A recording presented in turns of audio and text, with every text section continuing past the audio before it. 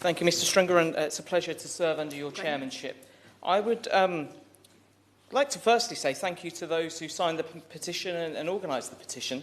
It's great to be able to stand here and clarify and reassure them of the concerns that they may have had about the privatisation of the NHS or any act of that under the trade deal. Because the reality is, this trade bill, first of all, has nothing to do with that. It's an extension of the existing agreement, which doesn't cover the US activities. But more importantly, the reality is this government has shown none, nor has done no activities to privatise the NHS. And in fact, the fear-mongering that happens around this, as I wrote in an article earlier this year, actually causes anxiety for many. It causes fear and concern for the very people who need to be reassured about the fact that they can always access their NHS services at the point of need for free. Now, the reality is the nuanced debate is stifled, ironically, by an opposition that, whilst I do not wish to make point scoring on this, because I really don't like political point scoring, but I do want to make a point that it's the opposition that brought in PFI. The Labour opposition that brought in privatised Hitchinbrook Hospital. It was the opposition that introduced prescription charges for spectacles and dentistry. Yet this government has undone much of the work. We bought back Hitchinbrook.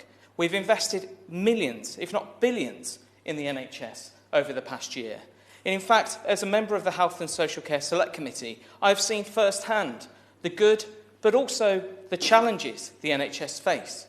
And when we look at those, one of the biggest problems that I have seen over the past few decades, and in particular the past few years, as this rhetoric around fear-mongering, around privatisation of the NHS has built and built, is that, yes, it helps you put leaflets through doors. Yes, it helps one make political points. Yes, it helps create coverage and news headlines. But what it also does is make the people at the very heart of the NHS who need that support worry about their futures.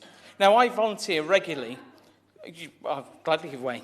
Thank you. I'm interested you make that. I'm interested the honourable member makes that point around fear-mongering.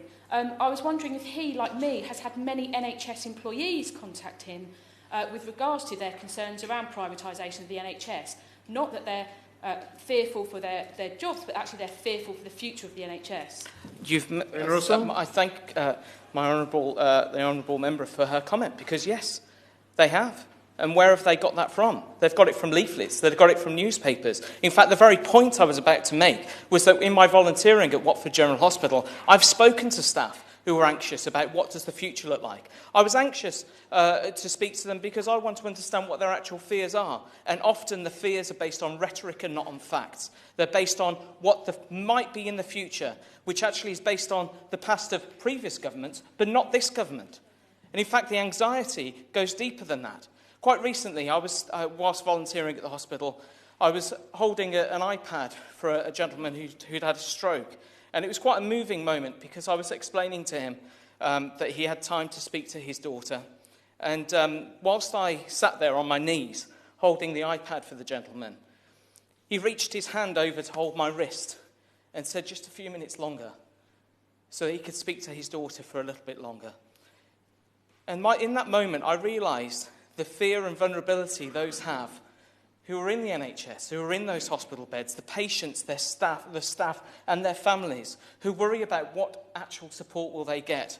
And in that moment, I realised also that this is not just about medicine. It's not just about pharmaceuticals. It's not just about trade deals. It's about real people who are suffering and need support. But what they also need is the reassurance and continued reassurance that we're not privatising the NHS, even though this government has never, not once, ever opted to do that, and neither will it. Now, the truth is, within that, we also heard an excellent contribution earlier about data. This is something I'm passionate about. I think digital and data are the future of the NHS. The ability to, in the future, cure cancer or cure diseases by looking at data in a much more fair way, by making sure that people feel comfortable to share their data online and with the NHS and with organisations to help them solve the biggest issues in the world.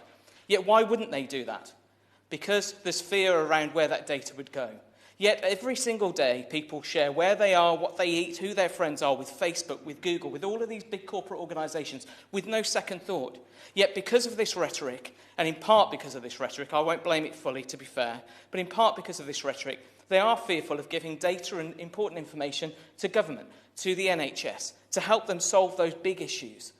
Now, what we've seen with the Test and Track app is actually people, when you create the safety and the security and you reassure them, they will do that. And it's saved how many countless lives by people being able to use that app to be able to look and see other people who need support or need to be isolated. But that's about the security and safety that people feel in themselves.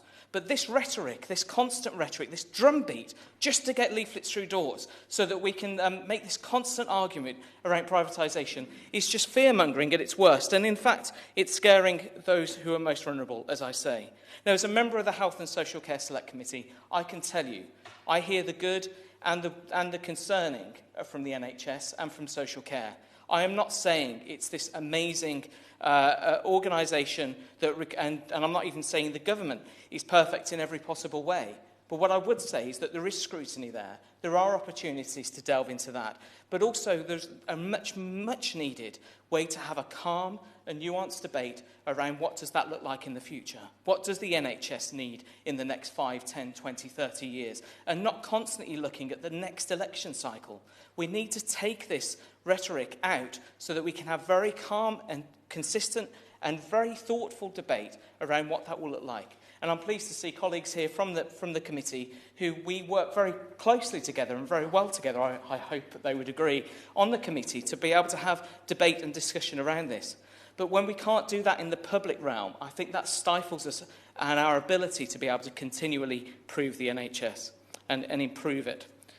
Now, the trade bill is about the existing trade. I'm not going to go into details on that because I'm sure my right honourable friend will go into that in much more detail. But what I would say is that please, let's move forward. Those who are watching this debate and listening to it who signed the petition, please look at the facts and please be reassured by the facts of what's happened through this government and what we're saying about the NHS not being on the table. And I really urge all colleagues, let's come together and let's have a calm debate about what this will look like in the future. Because if we don't do that, the very people who need the most support are the ones who are the most anxious and most fearful, and they're the ones who will be harmed the worst simply by words. Thank you.